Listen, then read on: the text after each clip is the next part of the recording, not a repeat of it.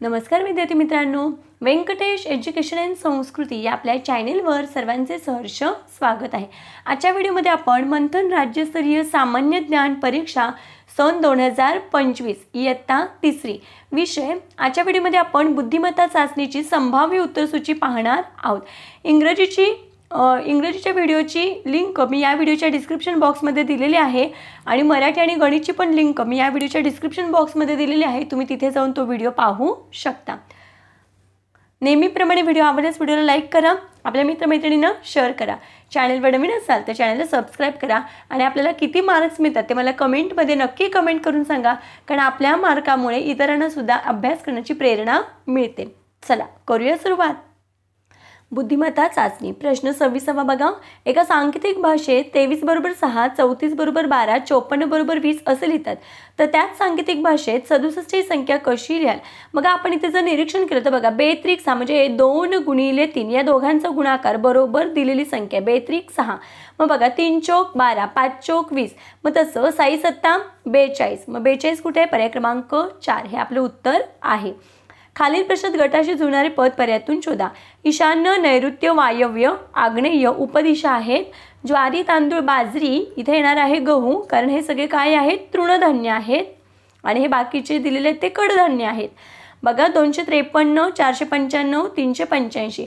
आता बघा 2 + 3 या दोघांची बेरीज 2 + 3 म्हणजे कडेच्या दोघांची बेरीज बरोबर मधली संख्या, मग 4 + 5 = 9, 3 आणि 5 8 मधली संख्या। मग असा कोणता अंक आहे? बघा इथे 4 आणि 1 यांची बेरीज केली तर बरोबर 5 येतं, म्हणून इथे उत्तर आहे पर्याय क्रमांक 1। बघा याच्यामध्ये ह्या सगळ्या पाण्यातल्या प्रतिबिंब आहेत। पाण्यातलं प्रतिबिंब आपल्याला उलटं दिसतं, खाली वरचा भाग खाली होतो, यश आहे तसाच दिसतो, टी असा याचा। मग याच्यामध्ये ई हे पाण्यातील प्रतिबिंब आहे, आपण काढू शकतो। आणि आपण पाण्यातील प्रतिबिंब आणि आरशातील प्रतिबिंब, आरशातील प्रतिमा याच्यावरचा स्पेशल व्हिडिओ केला आहे, तो तुम्ही आपल्या चॅनलवर जाऊन पाहू शकता। आता इथे बघा 3 बाजू असणारा त्रिकोण आहे आणि आतमध्ये 2 आहेत। आता बघा इथे 4 बाजू आणि आतमध्ये 3 बाण आहेत। आता इथे याच्यावर एक लक्षात येते की बाहेर जेवढ्या बाजू असणारी आकृती आहे त्याच्यापेक्षा एक आतमध्ये कमी आहे। मग बघा 3 बाजू 2 बाण, 4 बाजू 3 बाण, 1 2 3 4 5, 5 बाजू 4 बाण।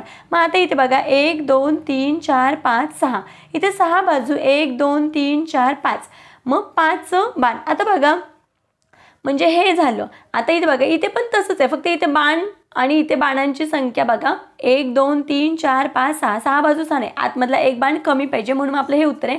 इथे बघा बाण खाली वर, खाली परत वर, म्हणून इथे उत्तर आहे आपलं पर्याय क्रमांक 4। विज्ञानाला मराठी म्हटले, मराठीला इतिहास म्हटले, इतिहासाला गणित म्हटले, गणिताला हिंदी म्हटले, तर गुणाकार व भागाकार या क्रियांचा अभ्यास कोणत्या विषयात कराल? मग याचा आधी उत्तर काढायचं। आपण गुणाकार आणि भागाकार गणितामध्ये करतो, पण या भाषेमध्ये गणिताला काय म्हटलं माहिती बघा, ला जोडलेलं पाहिजे। गणिताला काय म्हटलं? हिंदी, म्हणून इथे आपलं उत्तर आहे हिंदी, पर्याय क्रमांक 3। पुढचा प्रश्न, नारळाच्या 2 झाडातील अंतर 5 मीटर आहे, तर 15 झाडे एका सरळ रांगेत लावण्यासाठी एकूण किती मीटर जागा लागेल? बघा एकूण झाडं किती आहेत? 15 आणि प्रत्येक झाडामधलं अंतर किती आहे? 5 आहे, म्हणजे हे मधलं अंतर किती आहे? 5 आहे। मग एकूण मधलं अंतर किती येणार आहे? 14 येणार आहे, 14 वेळा, कारण का तर आपण पहिल्या झाडापासून दुसऱ्या झाडापर्यंतचं अंतर 5 मीटर पकडलंय, आहे की नाही? मग मधलं अंतर बघा 1 2 3 4 5 6 7 8 9 10 11 12 13 14, किती येणार आहे? 14। मग 14 × 7, मग 14 × 5 = 70 मीटर। मग एकूण जागा किती लागेल? तर 70 मीटर, पर्याय क्रमांक 4। मग बघा आरशातली प्रतिमा म्हणजे डावा भाग उजवीकडे आणि उजवा भाग डावीकडे, मग इथे उत्तर आहे पर्याय क्रमांक 4 आणि याची आरशातली प्रतिमा आहे पर्याय क्रमांक 1। पुढचा प्रश्न बघा, तुमच्या शाळेच्या संघाला खो खोच्या अंतिम सामन्यात हार पत्करावी लागली, अशा वेळी एक खेळाडू म्हणून तुमची कोणती कृती योग्य आहे? मग बघा आपण काय करू, विजय संघातील खेळाडूंचे अभिनंदन करेन, पर्याय क्रमांक 2 ही योग्य कृती आहे। एका रांगेत 23 विद्यार्थी उभे आहेत, बरोबर मध्यभागी अपूर्व उभा आहे, त्याच्या मागे चित्रा उभी आहे, तर चित्राचा रांगेतील क्रमांक कितवा असेल? मग बघा एका रांगेमध्ये किती मुलं आहेत? 23 मुलं आहेत, आहे की नाही? मग आता बरोबर अपूर्व आहे तो काय आहे? मध्यभागी उभा आहे आणि अपूर्वच्या मागे चित्र आहे, इथे कोण आहे? चित्र आहे। मग आधी आपण या अपूर्वाचा नंबर काढूया। मग 23 आहे, मग मधली संख्या काढताना काय करतो? या 23ला आपण 2 ने भागतो। मग बघा बेके बे, 2तून 2 गेले 0, वरून घेतले 3, बेके बे, 3तून 2 गेले राहिला 1। मग बघा या अपूर्वच्या पुढे 11 विद्यार्थी आणि मागे 11 विद्यार्थी, मग 11च्या नंतर हा अपूर्वचा नंबर कितवा असणार आहे 12. मग चित्र त्याच्या मागे उभे, मग 12च्या नंतरचा नंबर, मग बघा 12च्या नंतरचा कोणता नंबर आहे तर 13, म्हणून मग चित्राचा नंबर आहे 13वा. पर्याय क्रमांक 4 हे आपल्या प्रश्नाचं उत्तर आहे. पुढचा प्रश्न बघा. अयोध्येला 4 चुलते व 3 आत्या आहेत. तिची एक आत्या डॉक्टर आहे, तर अयोध्येच्या डॉक्टर आत्याला एकूण किती भाऊ आहेत? बघा ही अयोध्या आहे, ही अयोध्या आहे. अयोध्येला 4 चुलते, चुलते म्हणजे आपल्याला माहिती आहे वडिलांचे भाऊ आहे की नाही, वडिलांचे भाऊ. मग किती भाऊ आहेत वडिलांना? बघा 4 चुलते, 1 2 3 आणि हा एक 4. आणि आत्या किती आहेत? तिची एक आत्या, बघा 3 आत्या आहेत. ह्या आत्या 1 2 आणि हे 3 ह्या आत्या झाल्या. तर आपल्याला विचारलं तिची ही एक आत्या काय आहे? डॉक्टर आहे. ही आत्या डॉक्टर आहे. मग बघा ही जी आत्या डॉक्टर आहे तिला किती भाऊ? मग बघा 1 2 3 4 आणि आराध्याचे वडील ह्यांचे भाऊच ना, मग एकूण किती झाले? हे 5 भाऊ आहेत. मग आपलं उत्तर आहे पर्याय क्रमांक 3 5. त्या आत्याला किती भाऊ आहेत? तर 5 भाऊ आहेत. पुढचा प्रश्न बघा. झाडे लावा झाडे जगवा व पर्यावरणाचे रक्षण करा यावरील ओळीमध्ये कोणते अक्षर प्रत्येकी 2 वेळा आले आहे? मग बघा याच्यामध्ये फक्त झा हे अक्षर 2 वेळा आलेलं आहे. बघा इथे एक झा आणि इथे बाकी सगळे 1 वेळाच आले, म्हणून मी इथे उत्तर आहे पर्याय क्रमांक 4. पुढचा प्रश्न बघा. खालील चिन्ह मालिकेत प्रश्नचिन्हाच्या जागी क्रमाने येणारी चिन्ह मालिका पर्यायातून शोधा. बघा ह्या चिन्हांमध्ये ही ते एकच आकृती आहे. आता इथे बघा हीच आकृती पुढे वाढली आणि दुसरी पहिली दुसरी वेगळीच आकृती पण वाढलेली आहे की नाही, म्हणजे एका वेळेस हीच आकृती अजून एक वाढली आणि दुसरी एक आकृती असं. आता इथे बघा स्वस्तिक वाढले आणि याची संख्या 3 झाली, ते 2 होती. आता इथे याची संख्या 4 होणार आणि इथे अजून एक चिन्ह वाढणार. मग बघा इथे हॅश वाढले आणि ह्या संख्या 4, म्हणून मी इथे उत्तर आहे पर्याय क्रमांक 3. पुढचा प्रश्न बघा. पहिल्या पदाशी दुसऱ्या पदाशी जो संबंध आहे तसंच तिसऱ्याचा चौथ्याशी. हाताचा भाग कोपर व पायाचा भाग कोणता? गुडघा. पर्याय क्रमांक 4. पुढचा प्रश्न बघा. आता बघा इथे 2ची दुप्पट 4, 8ची दुप्पट 16, 4ची दुप्पट 8, 5ची दुप्पट 10.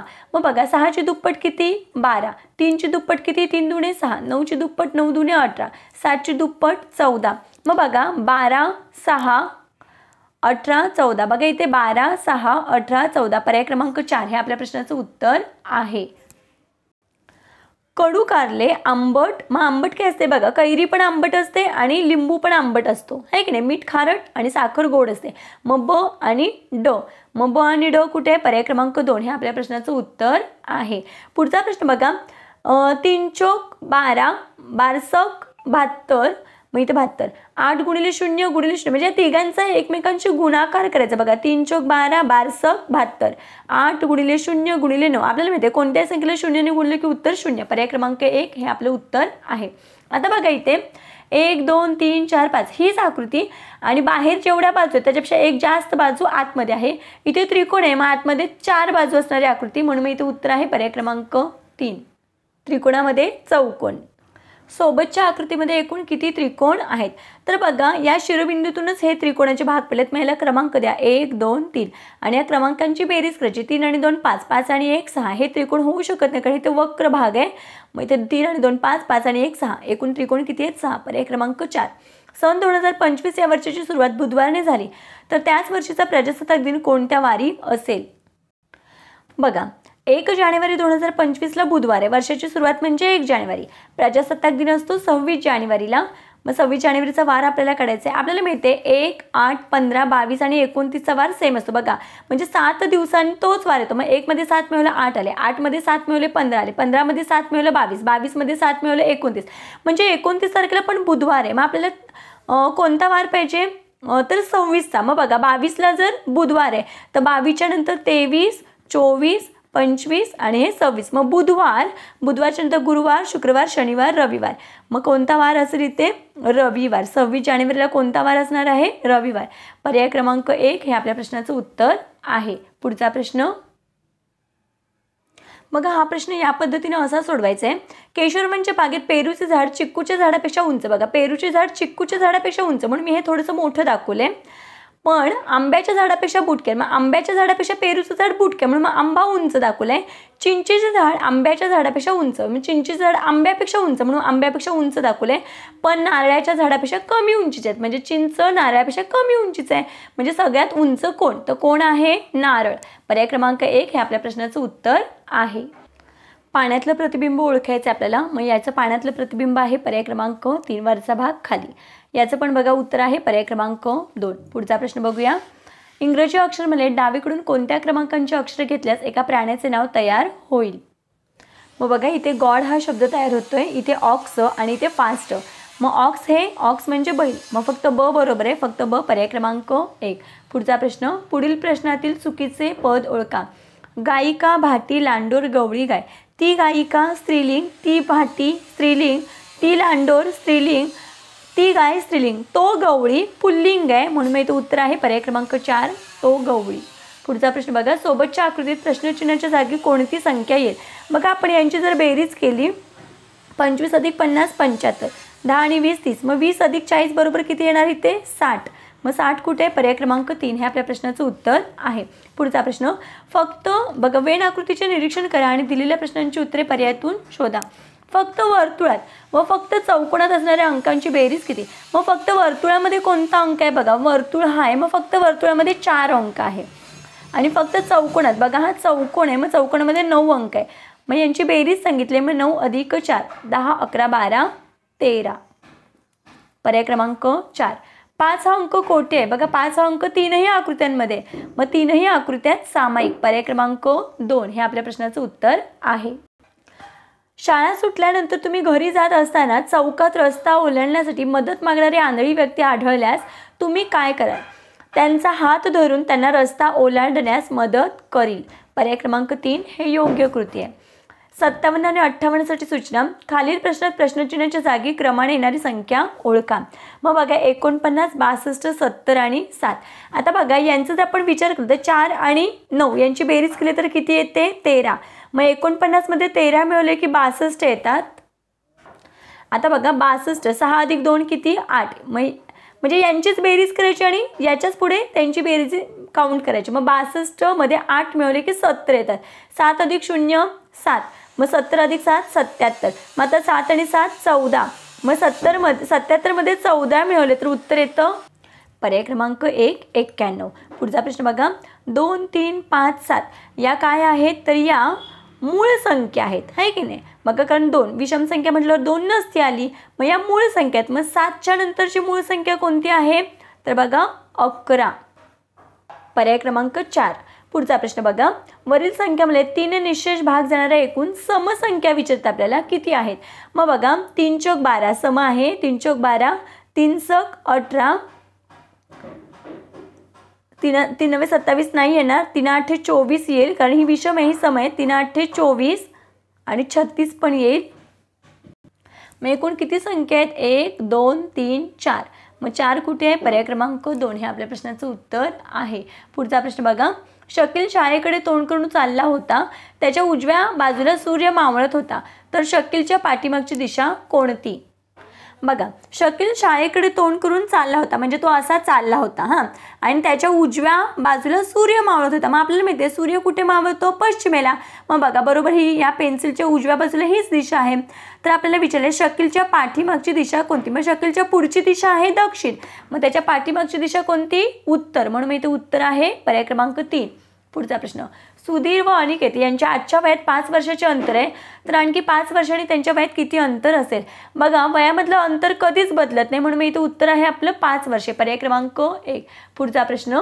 D = 4, C = 2, G = 3 आणि H = 5. तर बघा आपण ज्या किमती दिल्या ते याच्यामध्ये ठेवलेले आहेत आणि मग आपलं उत्तर आले 11 पर्याय क्रमांक 3 हे आपल्या प्रश्नाचं उत्तर आहे.